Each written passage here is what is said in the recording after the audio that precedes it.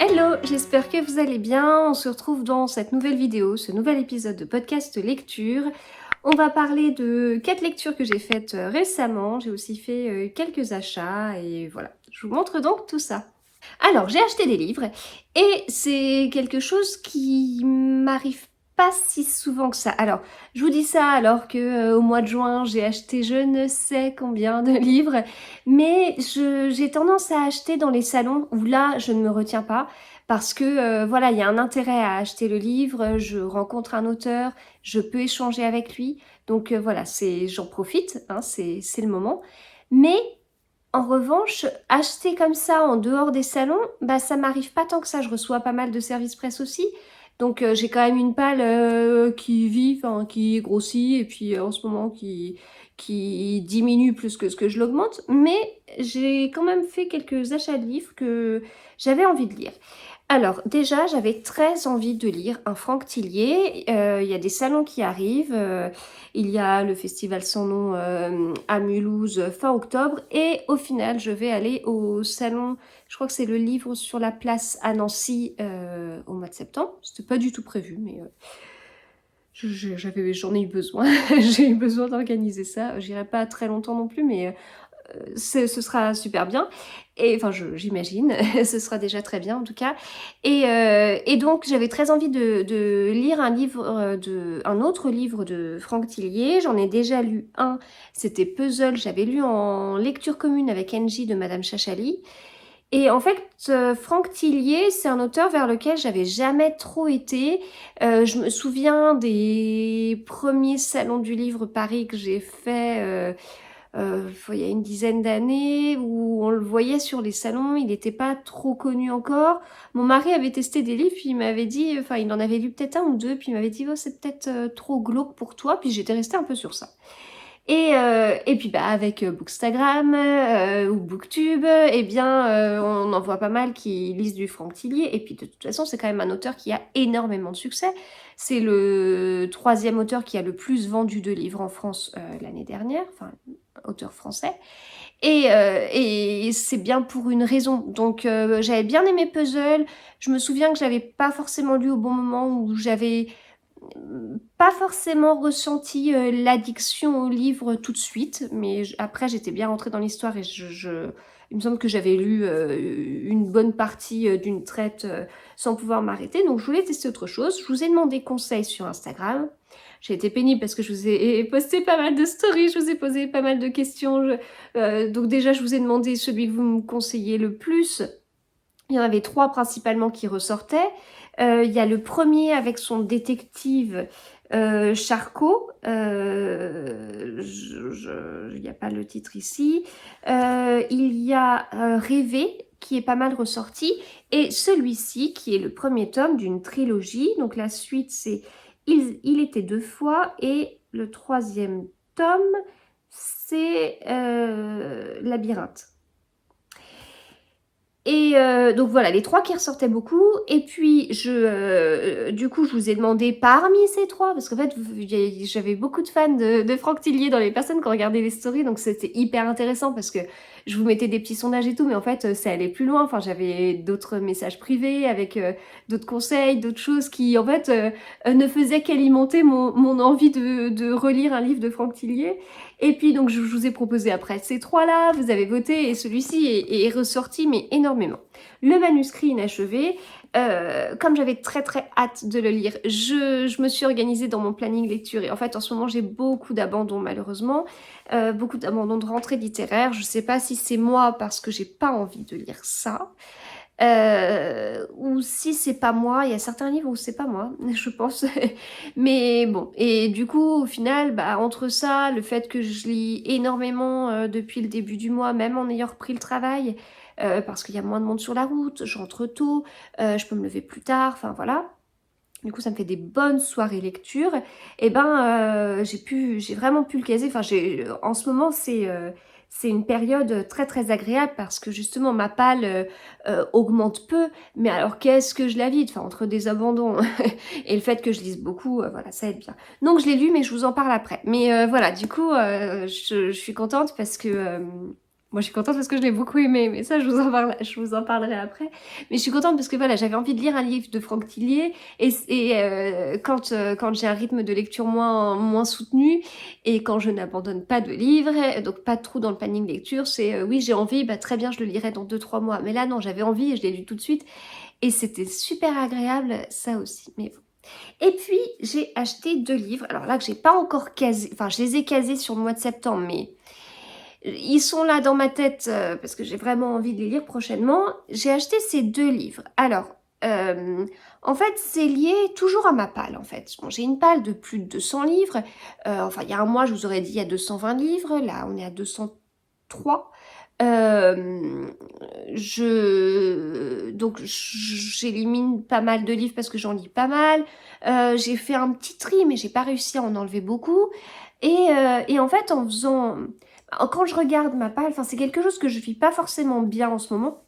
Si vous me suivez depuis un moment, vous devez vous dire, mais elle est pas stable, parce que il y a quelques temps, je vous disais, ah, j'ai 70 livres, je le vis pas bien. Après, je vous dis, ah, j'ai 200 livres, je le vis super bien. Enfin, c'est un peu, je suis un peu schizophrène sur ce sujet. Mais là, je le vis pas très bien. D'autant plus, là, quand je vous parle, je regarde ma palle, d'autant plus qu'en fait, dès que je la regarde comme ça, je ne vois qu'une partie des livres, parce que je vous ai déjà dit qu'ils étaient sur 2 rangées. En fait, il y a énormément de livres que j'aimerais lire. Il y a vraiment... Enfin, enfin, quand je dis forcément, j'ai tous envie de les lire, sinon ils seraient pas dans ma palle. Mais je veux dire, si là, tout de suite, on me dit, vas-y, prends un livre, mais je sais pas, parce qu'ils me donnent tous envie, en fait, ils sont tous bien. Et puis, j'ai énormément de policiers et de thrillers. Et mais qu'est-ce que j'ai envie de lire ça en ce moment? Mais voilà, je me plais dans ce style. Ça a toujours été mon style que j'ai un peu mis de côté, en fait, ces derniers temps, avec là, des découvertes de Bookstagram, justement, en découvrant d'autres auteurs qui font pas ce style-là. Mais ça reste mon style préféré et voilà. Donc voilà. Et en fait, en continuant à faire ce tri, je dis, ah, quand même, j'ai bien envie de me lire d'autres polars nordiques. J'aime bien les polars nordiques. Et puis, j'ai beaucoup aimé lire des polars nordiques ou quasiment des polars nordiques. Je vous parlerai d'un livre après que j'ai lu en cette période de grosse chaleur parce que ça apporte quelque chose à la lecture aussi, ce que j'aurais pas pensé, puisque pour moi un polar nordique ne se lisait qu'en hiver. Et donc je me disais, bah, je me ferais bien un petit polar nordique. J'ai quoi dans ma palle? Bah, j'en ai forcément. Et donc j'ai des livres de ces auteurs que j'avais achetés au Quai du Polar à Lyon, là, au mois d'avril. Donc il y a Jorn Lier Horst, j'en avais 2 dans ma palle avant d'acheter celui-ci, et Arnaldur Indridason. Là on est sur un islandais, un polar islandais,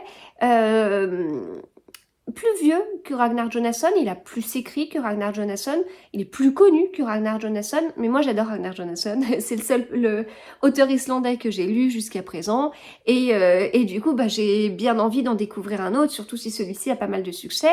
Il y a aussi Eva, c'est peut-être le nom du livre, oh, je sais plus, Eva Egisdottir. Non, c'est Elma le nom du livre, je confonds. Mais bon, je vais bientôt le lire, donc je vous en parlerai, qui est aussi islandaise et qui a été découverte par Ragnar Jonasson. Mais bon, du coup, ça m'intéresse d'en savoir un peu plus, et j'avais un tome dans ma palle. En fait, quand j'avais été au Quai du Polar, donc l'auteur était là, mais c'était très particulier parce que en fait on passait très très vite au stand, on arrivait, on faisait un choix de livres avec un libraire qui était là, puis après on tendait le livre, il ouvrait, clac clac, et puis après c'était parti. Voilà. Et pourtant il y avait une queue monstre, mais c'était froid. Voilà, donc pour ceux qui n'aiment pas les polars nordiques, ils diront, bah oui, c'est normal.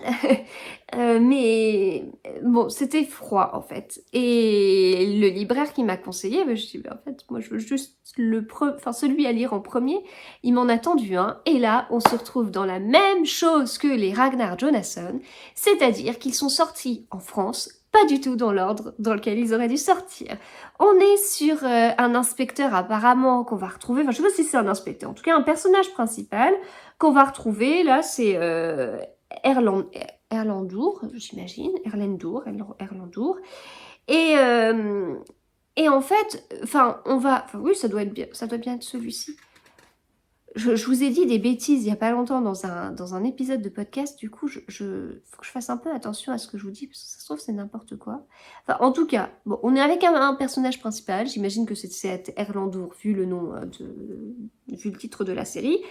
Il y a a priori un fil rouge, j'ai regardé sur des sites, sur des blogs et tout, c'est conseillé de les lire dans l'ordre. Le premier qui est sorti en France, c'est pas le premier de la série. Et moi, j'ai le premier qui est sorti en France, et du coup, je vais plutôt lire celui-ci, qui est le premier de la série. Et là, je crois bien que le premier de la série est bien sorti en France.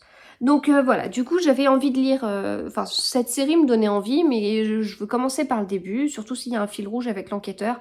Sur les Ragnar Jonasson, ça m'a tellement agacé que ce soit pas dans l'ordre, enfin je le savais avant, du coup moi je les ai lus dans l'ordre, il y a un énorme fil rouge en fait. La vie privée de Harry Thor, elle est hyper importante, donc ça vient tout gâcher, je trouve ça hyper dommage, je comprends même pas en fait, parce que c'est même pas que l'auteur s'est amusé à faire des allers-retours dans le passé, non, lui, il a bêtement écrit, enfin bêtement, intelligemment écrit par ordre chronologique, et derrière, l'éditeur s'amuse à ne pas suivre cet ordre. Bon, bref.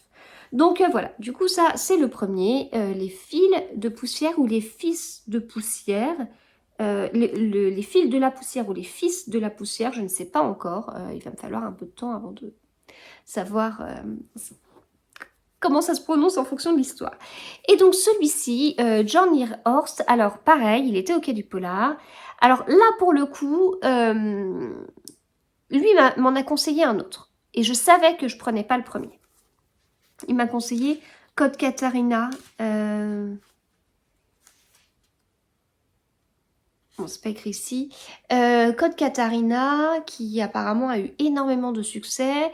Il me disait qu'il pouvait se lire en one shot et tout. Puis pareil, je me suis renseignée sur des sites, sur des blogs, et c'est quand même vraiment important de les lire dans l'ordre. Là, je sais plus si ici ils sont sortis dans les ordres, mais ce qui est sûr, c'est que les tout premiers de la série, donc William Wisting, là, ne sont pas sortis en France. Donc celui-ci, c'est le premier de la série qui est sorti en France. Et je lisais des avis un peu pour... parce que moi, c'est le genre de choses qui m'agacent en général. Parce que en fait, je vais lire en sachant qu'il y a eu d'autres tomes. Donc je sais que je vais lire en me disant, non mais c'est bon, j'ai loupé 50 épisodes, c'est normal que je comprenne rien, ça m'agace. Enfin, ça peut être à peu près mon état d'esprit. Et en fait, il y a vraiment des gens qui ont dit ça en commentaire. Bon, voilà. Après, apparemment, les avis, j'ai notamment un avis en tête sur lequel je suis tombée qui expliquait tout ça. Et malgré tout, l'avis de cette personne est hyper positif par rapport au livre, par rapport aux policiers, voilà. Donc bah, j'ai hâte, et donc là on est en Norvège, donc ici on est en Islande, ici on est en Norvège. J'ai lu qu'un seul livre d'un auteur islandais, voilà, je n'ai jamais lu de livre d'auteur norvégien, et j'ai aussi des livres de Jo Nesbø dans ma palle, et je crois que Jo Nesbø est plus connu que John Lear Horst en Norvège. Voilà, mais bon, je vais découvrir. Alors, ce que j'ai de Jo Nesbø, ce sont des one-shots. J'en ai deux. Et donc, j'en ai Horst, j'en ai 3 maintenant avec celui-ci. Voilà, donc j'ai bien hâte en fait, j'ai vraiment hâte de découvrir. J'en ai envie, j'en ai besoin parce que j'ai lu des choses un peu noires, mais je vous en parlerai dans l'épisode podcast suivant. Et un peu noires qui m'ont donné envie de sortir de ce truc-là. En fait, j'aime les thrillers et policiers, mais il existe énormément de choses, et il y a quand même des fois où c'est très très malsain. Et moi, j'ai besoin de me replonger dans quelque chose d'un petit peu moins. Donc, les Ragnar Jonasson ou les autres polars nordiques que j'ai pu lire, alors on n'est pas sur des scènes de crime toutes gentillettes. Enfin, Ragnar Jonasson, ça va, mais bon.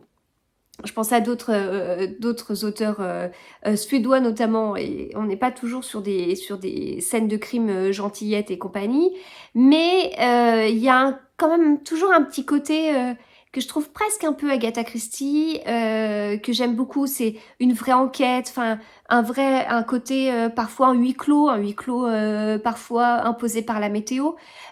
Donc voilà.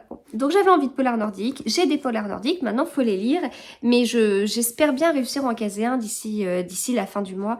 Mais là j'ai d'autres lectures à faire avec des deadlines, et ces lectures en plus me tentent énormément. Donc j'ai quand même envie de lire ces livres avant de passer à autre chose. Alors, je vais passer maintenant au livre que j'ai lu. Donc, livre que j'ai lu et dont je vais vous parler dans cet épisode, c'est cela. Voilà, ces 4 livres-là. On a celui-ci qui est un peu feel good, celui-ci qui est un polar nordique écrit par un Français, celui-ci dont j'ai hâte de vous parler, c'est donc La chute de la maison White, et puis le fameux Franck Tillier dont je vous parlais tout au début. C'est un beau programme, des belles lectures, et de toute façon en ce moment, si j'aime pas, j'abandonne. Donc ça ne peut être que de bonnes lectures. On commence avec les 12 travaux mythiquement merveilleux de Pernille de Coralie Collier chez les éditions Sud-Ouest. C'est pas indiqué explicitement ici, mais c'est bien cette maison d'édition. Alors, donc ce livre, j'ai été contactée pour recevoir ce livre, et je vais vous le présenter quand je l'avais reçu. Et il a traîné un peu dans ma palle, enfin quand je dis qu'il a traîné un peu, il n'a pas traîné 5 ans non plus, hein, il a traîné quelques semaines, je l'ai reçu le 27 avril, voilà. Et je savais un petit peu de quoi ça parlait, je m'étais renseignée, parce que de toute façon, quand on m'a proposé le livre, je voulais me renseigner avant pour savoir de quoi ça parlait, pour savoir si ça m'intéressait. Et oui, ça m'intéressait. Et puis, bon, je vous l'ai déjà dit, j'ai vécu un mois de juin extrêmement compliqué. Quand je dis le mois de juin, c'est de fin mai jusqu'à mi-juillet. Et extrêmement compliqué. Et en fait, ce livre ressortait de ma palle. Faut dire que il a une tranche assez joyeuse. C'est une couleur que j'aime bien, comme vous pouvez le voir. Voilà, ça c'était assez attirant. Et donc, ce livre m'attirait, et je me doutais que je pouvais en avoir besoin, en fait. Vraiment. Enfin, c'est même pas je pouvais avoir envie de lire ce livre. Non, je pense que j'avais besoin de lire ce livre. Et pour que ça fonctionne, il fallait aussi que je sois disponible. Quand on lit le tout début, enfin même la 4e de couverture, je peux vous la lire en entier. Donc c'est indiqué, Pernille vit à 1000 à l'heure, ou plutôt Pernille survit à 1000 à l'heure. L'annonce loufoque d'une mort prochaine va tout faire basculer. Comme si paradoxalement la prise de conscience de sa finitude lui permettait enfin d'exister. Et vous, que feriez-vous s'il ne vous restait qu'un mois sur cette terre? Un programme herculéen. Voilà. Et puis c'est mis en bonus 12 travaux de sophrologie. Coralie Collier, elle était comédienne, et donc c'est mis qu'elle a notamment joué dans Les Mystères de l'amour. Elle est atteinte, elle a appris en 2008 qu'elle était atteinte de spondylarthrite ankylosante. Et du coup, elle s'est reconvertie. Bon, je vous dis tout ça, mais en fait, il y a un live avec l'autrice sur mon compte Instagram mercredi 24 août à partir de 19h. Donc, si vous voulez en savoir plus, n'hésitez pas à venir jeter un coup d'œil, ou même après, parce que je le mettrai en replay, tout comme quand j'ai fait le live avec Maxime Girardot. Il est toujours accessible en replay sur mon compte Instagram. Et voilà, si vous voulez en savoir plus sur son parcours et tout, et moi-même j'ai envie d'en savoir un petit peu plus, eh bien on lui posera toutes les questions lors de ce fameux live. Donc voilà, moi le mois de juin a été complet. Même là avec le recul, je sais pas comment j'ai réussi à tout caser. C'était assez dingue. Enfin, je comprends même pas qu'on arrive à des choses comme ça. Et c'est vrai qu'en temps normal, quand j'ai certains signes qui me font comprendre qu'il faut s'arrêter, que là, non, c'est pas possible. Et en fait, j'ai eu ces signes-là, et j'ai continué. Et j'ai continué. Et donc, j'ai eu des soucis de santé. Et donc, je me disais que la sophrologie pouvait vraiment me faire du bien. Et voilà, enfin, ce livre, je sentais que j'en avais vraiment besoin. Le problème, c'est que moi, tout ce qui est livre un peu de développement personnel, ça ne fonctionne jamais.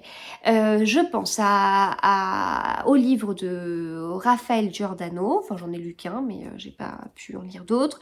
Je pense à Kilomètre Zéro de Maud Ankawa. Qu'est-ce qu'il y a d'autre? Des fois les Laurent Gounel. En fait, ce qui me gêne, c'est les romans développement personnel où on est dans une histoire, on est plutôt bien dans une histoire un peu feel good et tout. Et puis en fait, on a des personnages qui se mettent à donner des conseils, à juger la vie de la personne, et des conseils d'une façon qui, enfin, je sais pas, ça arrive comme un cheveu sur la soupe. Et c'est tellement grossier que moi, tout de suite, je suis réfractaire à tout ça. Enfin, enfin, je sais pas, c'est comme si je fermais les portes pour dire, c'est hors de question que je prenne en compte ce conseil parce que, enfin, c'est quoi ce truc, quoi? Enfin, c'est pas crédible, c'est pas, voilà. Donc, je craignais ce côté-là. Mais en même temps, le titre m'attirait beaucoup et tout, et tout, et tout. Et puis, j'avais très envie de lire le titre, la couverture.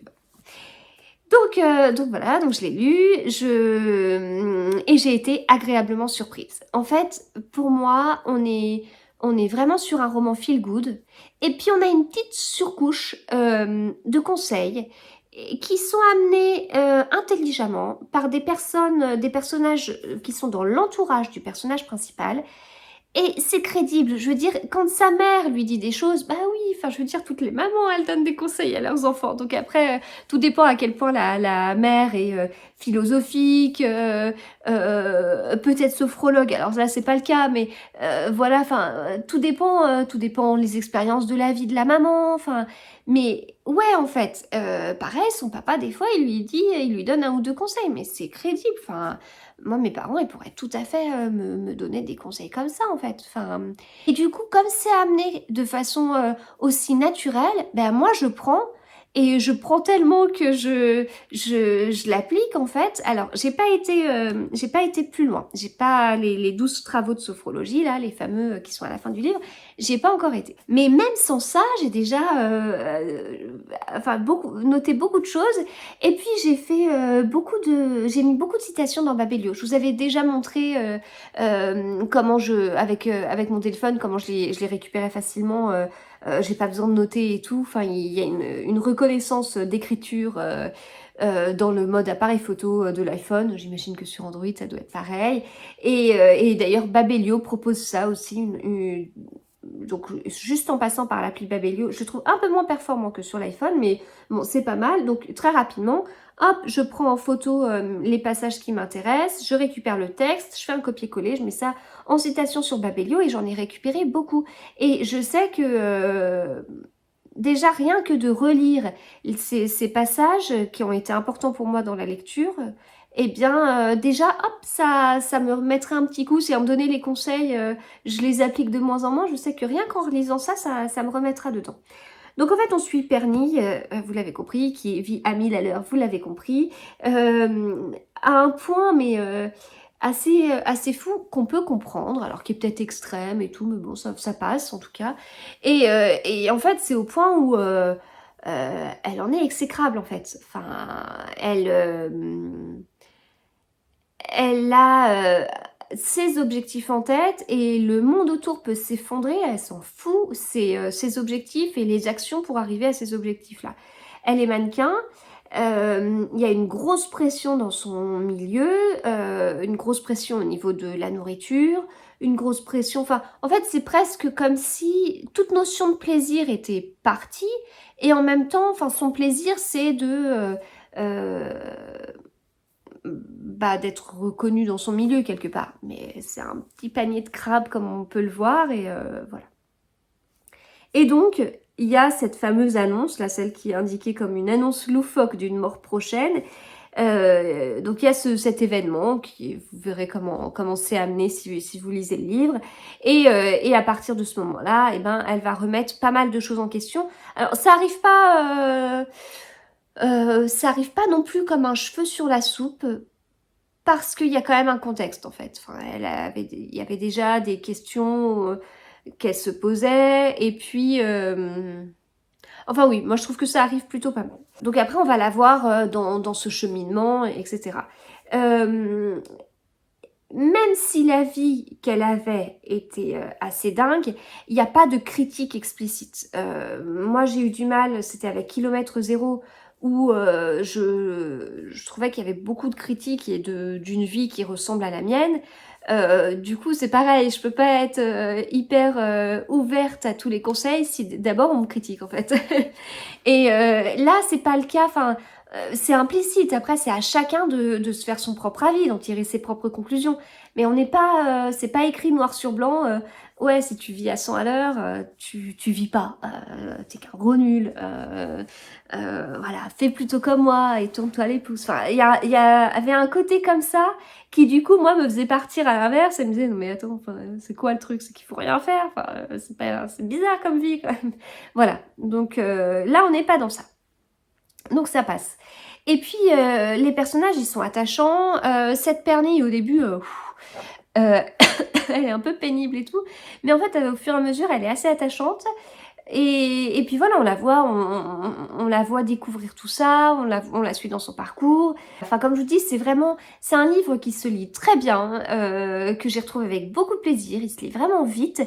Il paraît épais, mais en fait, il n'y a pas tant de pages que ça. Enfin, je dis ça, on est à pas loin de 500 pages si on enlève les travaux de sophrologie à la fin.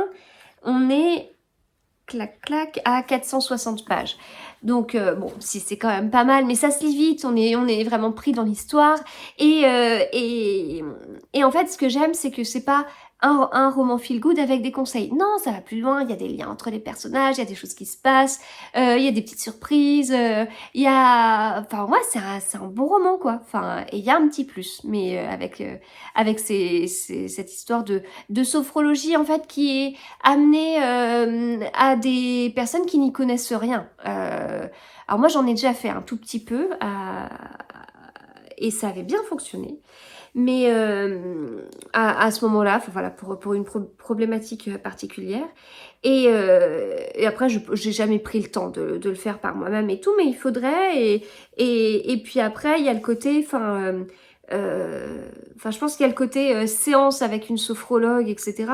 Puis il y a le côté aussi quotidien de prendre conscience des choses. Moi, à l'époque, quand j'avais vu la sophrologue, ce qu'elle me disait, c'est ne serait-ce que quand on se lave les mains. Quand on se lave les mains, on se dit, bon, alors qu'est-ce que je vais faire après, hein?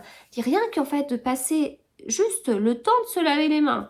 C'est juste se dire, tiens, alors, je sens le produit sur les mains, je mets de l'eau, de la mousse arrive, enfin, voilà, prendre, bon, j'ai pas une voix de sophrologue, mais prendre le temps, en fait, de prendre conscience de ce qu'on fait. Et quand on a 105, enfin, si on vit à 100 à l'heure, c'est aussi qu'on a 150 000 trucs en tête. Enfin, moi, en tout cas, c'est le cas. Le travail, la maison, les enfants, mon compte Instagram, ma chaîne YouTube, enfin, qui sont un tout, mes pâtons tricot, et puis enfin, voilà, il y a toujours énormément de choses en tête, etc., etc. Ah, mais en fait, quand est-ce qu'on prend juste 2 secondes pour... Et ben voilà, ça peut être au moment où on se lave les mains. Bon, voilà, bon, ça c'est un truc qu'on m'avait dit, mais c'est amené un peu comme ça, avec une sorte de prise de conscience de l'instant présent. Et j'ai bien aimé comment c'était amené. Voilà, donc j'ai vraiment beaucoup aimé et j'ai trop hâte de faire le live avec l'autrice. C'est une chouette découverte et comme je vous dis, agréablement surprise parce que j'avais vraiment ce côté ça m'attire et en même temps ça marche pas avec moi ces livres-là, donc presque perdante avant d'y aller quoi. Et au final ça l'a fait et c'est trop cool et voilà. Donc, je vous rappelle le titre, Les 12 travaux mythiquement merveilleux de Pernille, de Coralie Collier. Alors, j'ai lu aussi Ce mythe de Maud chez La Martinière. C'est le premier livre de Maud que je lis chez La Martinière, les autres étaient chez Point. Et en fait, ça a de l'importance parce que j'aime les livres de La Martinière. Voilà, c'est ceux que j'ai le plus lus de cette maison d'édition, c'est les Ragnar Jonasson. Je crois que ça va être un épisode Ragnar Jonasson. J'arrive à vous parler beaucoup de lui sans même avoir lu un livre de lui récemment, parce que je suis à jour, malheureusement. Mais ouais, c'est une maison d'édition que j'aime beaucoup pour... j'aime la police de caractère, la présentation, et ouais, c'est vraiment des livres que j'apprécie et qui... En fait, ce que je vais dire est bête, mais j'ai l'impression de lire plus vite un livre de La Martinière que quand il est en poche chez Point. J'ai pas d'explication, mais ça me donne cette impression. C'est vraiment, j'aime beaucoup cette maison d'édition, en fin de compte. Donc, Summit, on retrouve Kahanak Adriensen, qui est donc notre inspecteur. C'est le chef de la police locale. Il s'occupe du Groenland et il est envoyé par le Danemark, puisque il y a un fort lien Groenland-Danemark que je ne connaissais pas d'ailleurs avant d'avoir lu ce livre, avant d'avoir lu cette série de livres. Je connaissais peu le Groenland et je connais davantage. Momalo est français, malgré le pseudo qu'il a choisi avec les lettres nordiques. Au niveau du rythme, on n'est pas sur un rythme haletant incroyable. Hein. On a, même si c'est un auteur français, on est quand même sur un polar dit nordique, d'inspiration nordique. Donc il y a un rythme qui est un peu lent. J'ai lu ce livre alors qu'on repassait en canicule, on avait des températures incroyables, j'étais dehors, il faisait tellement chaud que je mettais le parasol, mais j'avais chaud sous le parasol, enfin voilà. Et dans ce livre, on nous parle de température, alors parfois on nous parle de moins 20 degrés, d'accord, puis on nous parle de moins 30, puis on nous parle de moins 40, puis on nous parle de moins 50, et puis on voit l'effet que ces températures a sur les personnages, et c'était dur pour eux et c'était c'est là que je me suis rendu compte c'est essentiellement avec ce livre. Alors les précédents Momalo que j'ai lu alors qu'il faisait chaud, oui, je m'en suis rendu compte, mais c'est vraiment avec ce livre que je me suis dit mais c'est pas si mal que ça de lire un polar nordique en canicule en fin de compte. Donc là vous voyez ce qui est indiqué. Et là, on n'est vraiment pas sur des températures faibles. Hein. On va vraiment plus loin. Et c'est dans le livre, c'est assez fou. Donc, on continue à se balader. On a toujours une carte du Groenland au début. Et puis, à la fin, on a la liste des personnages. Et ça, c'est hyper pratique. Que ce soit les personnages qui sont au Groenland, ceux qui sont au Danemark, avec un petit blabla, quoi. Alors, ça peut spoiler. Ça peut spoiler. Mais, et puis même Kahanak, là, il y a vraiment un long blabla, quoi. On nous dit qu'il est anciennement commandant de la police criminelle danoise à Copenhague. Il a été détaché à Nuuk, la capitale du Groenland, pour diriger les forces de police du pays. Voilà. Et puis le reste, je vous le dis pas parce que c'est des choses qu'on découvre dans les tomes précédents. Il y a un fort lien entre ce tome et les précédents. Si vous voulez découvrir cette série, lisez-la dans l'ordre.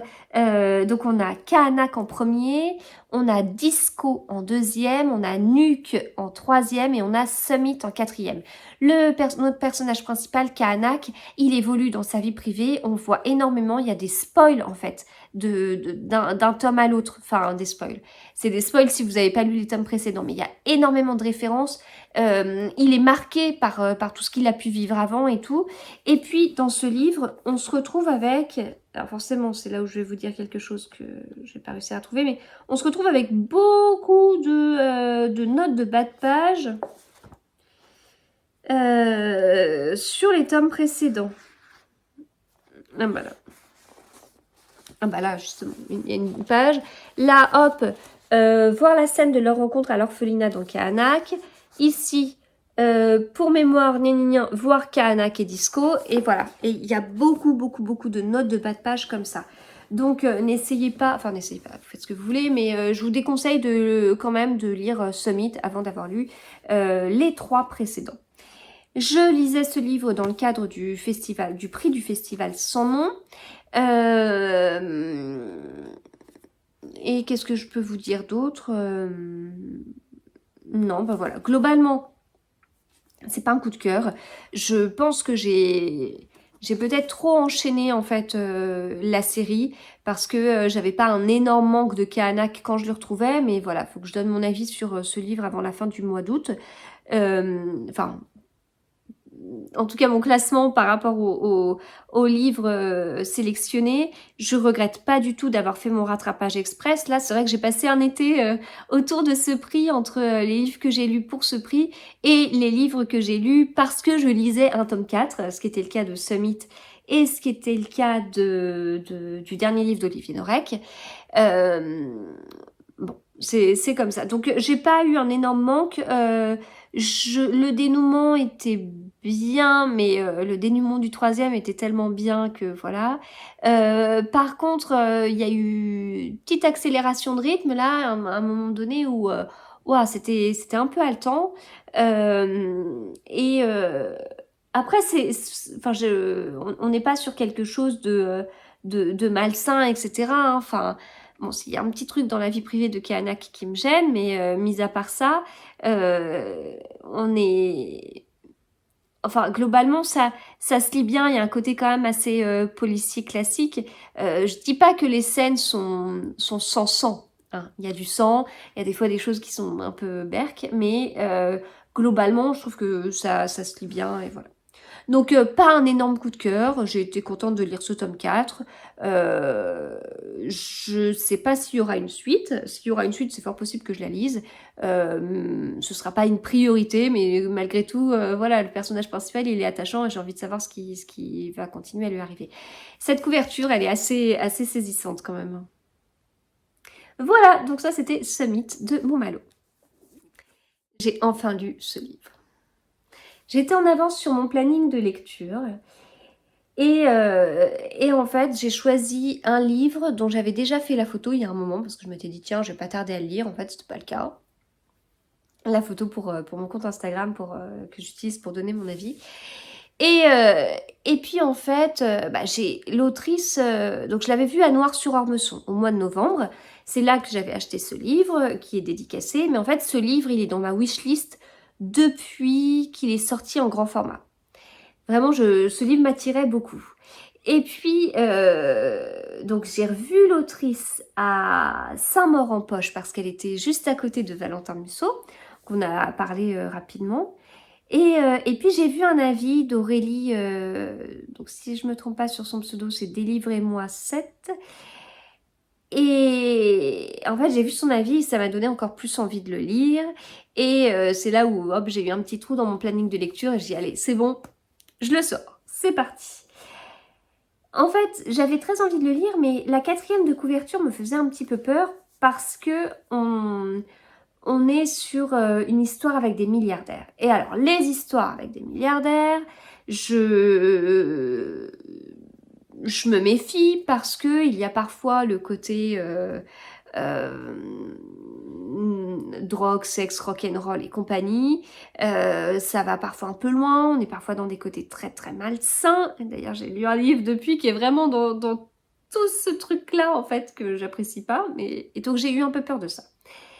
J'ai commencé ma lecture et j'ai été totalement prise dans l'histoire. Ça l'a fait dès le début. Et en fait, on est pour moi sur un roman policier classique. Donc quand je parle de roman policier classique, je parle forcément d'Agatha Christie. Pour moi, on est dans un côté très comme ça en fait. Ce qui est intéressant, c'est le meurtrier. Le livre est vraiment prenant. J'ai beaucoup aimé la façon dont le livre avait été écrit. Il est écrit à la première personne et moi, voilà, je vous le dis à chaque fois, c'est quelque chose qui fonctionne totalement immersif. Donc, on est, on est pris vraiment par la main, en fait. Il n'y a pas d'effort à faire de la part du lecteur. On est dans le livre et tout de suite, l'autrice, elle nous emmène dans son histoire. Là, si je vous lis juste le tout début, je venais de m'engager sur Madison Avenue lorsque je le vis. Il n'avait pas changé. Toujours ce regard bleu d'enfant des publicités Kinder, cette mâchoire carrée, ses épaules larges, je m'approchais. Le soleil rasant de l'après-midi se reflétait sur son sourire éclatant et je dus plisser les yeux pour voir le titre qui s'étalait sous la photo. Le mystère White hurlait de grosses lettres jaunes sur fond rouge en couverture du National Enquirer et en plus petit le sous-titre « Un mythe assassiné. Et voilà, et ça, ce n'est que le premier paragraphe. Je vous ai lu que la moitié de la première page. Rien que là, je fais « Ah ouais oh, c'est bien ça, dis donc !» Donc on est par... c'est découpé par journée avec le lieu. Donc en fait, le personnage principal dont j'ai oublié le nom, parce que ça, c'est l'inconvénient des narrations à la première personne, c'est qu'on oublie le nom de notre personnage principal. Et au final, c'est notre personnage principal, mais son nom est très peu cité. C'est pas celui qui est le plus cité du tout. Donc notre personnage principal, en fait, il est avocat. Et il n'est pas avocat pour défendre quelqu'un accusé de meurtre. Il s'occupe plutôt de tout ce qui est art. Et en fait, il a son ancien meilleur ami, un très très bon copain de fac, qui fait appel à lui, donc l'un des enfants White, le seul fils White, qui s'appelle Skip. Et en fait, il est accusé du meurtre de son père. Le père, William White, donc a été retrouvé assassiné.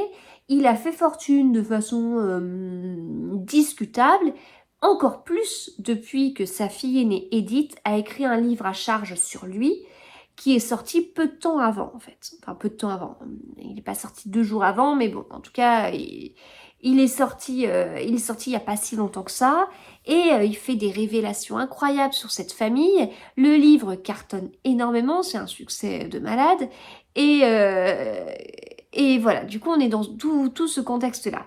Le fils Skip a été accusé de meurtre, a priori à tort. Et donc, il fait appel à son ami, avocat, même si c'est pas dans le bon domaine, pour pouvoir l'aider à se défendre, surtout qu'il y a une histoire de tableau. Donc il va essayer de miser sur cette carte-là en justifiant pour justifier l'avocat à qui il fait appel. On est vraiment sur une enquête, donc il y a un côté assez logique, il y a un côté assez carré, organisé, sur comment se déroule l'enquête, justement sur le découpage des jours, avec l'indication des lieux. Donc ça, j'ai bien aimé ce côté logique, mathématique, etc. J'ai bien aimé cette écriture vraiment avec de l'action, qui nous permet, nous, d'avoir un rythme prenant. De toute façon, une fois qu'on commence le livre, faut le terminer. ça va vite. Donc le fameux livre là écrit par la fille aînée de la famille, aux révélations incroyables, eh bien notre personnage principal en fait il l'a pas encore lu au moment où cette affaire lui tombe dessus, et il va le lire en fait au fur et à mesure, et puis il y a du coup des extraits de ce livre qui sont insérés au fur et à mesure de la lecture. Ça dynamise aussi, on a des chapitres courts, donc le rythme il est totalement là, il est totalement présent sur une enquête bien organisée, bien ficelée, un dénouement qui était très sympa. J'ai été hyper agréablement surprise. Donc maintenant, il faut que je lise son autre livre qui est sorti il n'y a pas très longtemps chez Robert Laffont, La Bête Noire. Voilà, donc je vous le conseille. Et alors, mis à part ce bandeau, bon, elle a eu le grand prix des enquêteurs, pas le dernier, celui d'avant, et ce bandeau ne s'enlève pas. Mais mis à part ce bandeau, la couverture, en fait, j'ai tellement été prise par ce bandeau que j'ai pas pris 2 secondes pour la regarder. Mais en fait, si on prend 2 secondes, cette couverture, elle est magnifique, je trouve. J'aime beaucoup ces couleurs et ce paysage. Voilà, donc je vous le conseille totalement, mais alors totalement. Et on termine par le manuscrit inachevé de Frank Tilly. Bon, j'ai toujours des attentes quand je lis mes livres. Je m'attends à certaines choses, j'ai des craintes. Parfois, voilà. Là, mon attente, c'est je voulais un page-turner. Ah, je voulais un page-turner et je voulais être manipulée. Oh, c'est bizarre. Mais c'est ce que je cherchais. Voilà, je cherchais ces 2 choses et ça a fonctionné. Mais peut-être pas autant sur la manipulation, parce que j'ai bêtement pris des notes, parce que je me suis dit, il doit y avoir un code et tout. J'ai pris des notes au fur et à mesure de ma lecture. Je les ai prises sur mon téléphone dans l'appli Notes, bêtement. Mais j'ai pris des notes et tout en me disant, non mais en fait, il faut que je regarde, mais il y a forcément un code, il y a un truc, ça ne sert à rien. Les notes que j'ai prises n'ont servi à rien, il n'y a aucune explication. Enfin si, il y a une explication, mais bon. Donc c'est pour ça, je m'attendais à plus sur un point, mais globalement, bah, c'est pas mal du tout. C'est vraiment pas mal du tout. On commence assez fort, en fait. On commence assez fort parce que On suit un livre dans un livre dans un livre, un truc sans fin, qui fait beaucoup penser à Inception. On lit une préface, ok, donc une préface, très bien, qui a quelques petites pages. Et puis ensuite, on va lire un livre écrit par quelqu'un d'autre. C'est pas un livre de Franck Tillier, c'est un livre écrit par quelqu'un d'autre. Je vous le montre, j'espère que je ne spoil pas grand chose, mais parce qu'on est vraiment aux toutes premières pages. Donc on lit ça, on arrive sur le manuscrit inachevé, première page de Franck Tillier. Une petite citation, hop, on commence notre préface qui commence à la page 9, qui se termine à la page 13, on tourne la page de la préface et on a cette page. Le manuscrit inachevé de Caleb Traskman chez Fleuve Noir. Voilà. Et là, on lit son livre en fait. Et donc déjà, tout au long de notre lecture, on a ce côté-là. Surtout que la préface, en plus, sur la fin de la préface, elle est... Ah, il y a un truc déjà qui se dit, oh là là, il y a tous les warnings qui sont en marche, là. Enfin, et donc, on entre dans cette histoire tout en ayant conscience qu'on lit une histoire d'une histoire, quoi. Enfin, et du coup, voilà, après, bon, c'est un peu, ça peut être déroutant, mais moi j'ai trouvé ça plutôt prenant dès le début. Puis après, l'histoire elle commence. Puis l'histoire, il y a quand même pas mal d'action. On y va. Par moment, quand même, dans ma lecture, j'oubliais cette préface un peu particulière qui nous met sur nos gardes.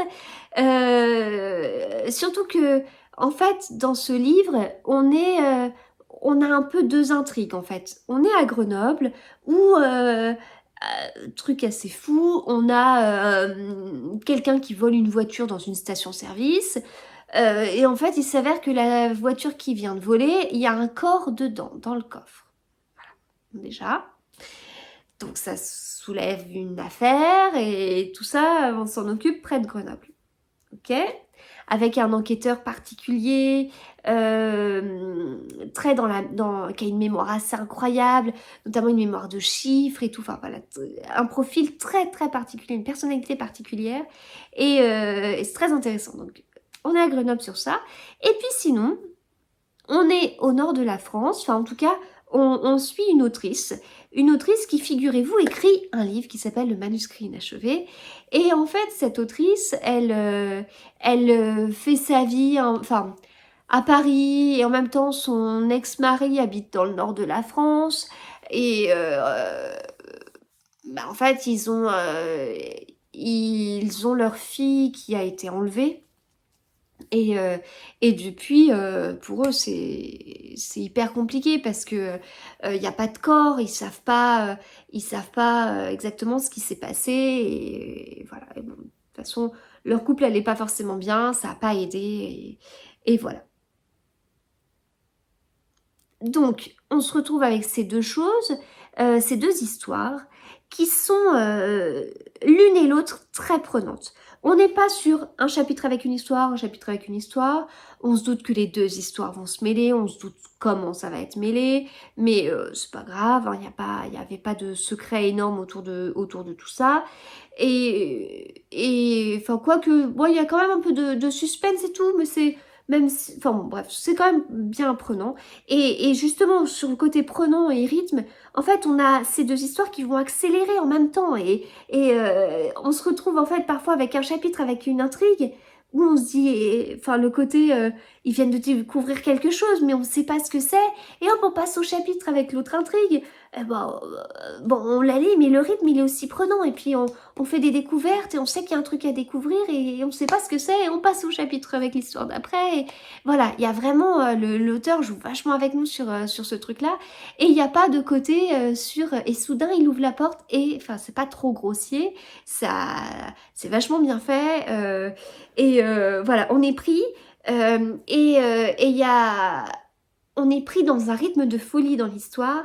Et on sait que l'auteur va chercher à nous manipuler.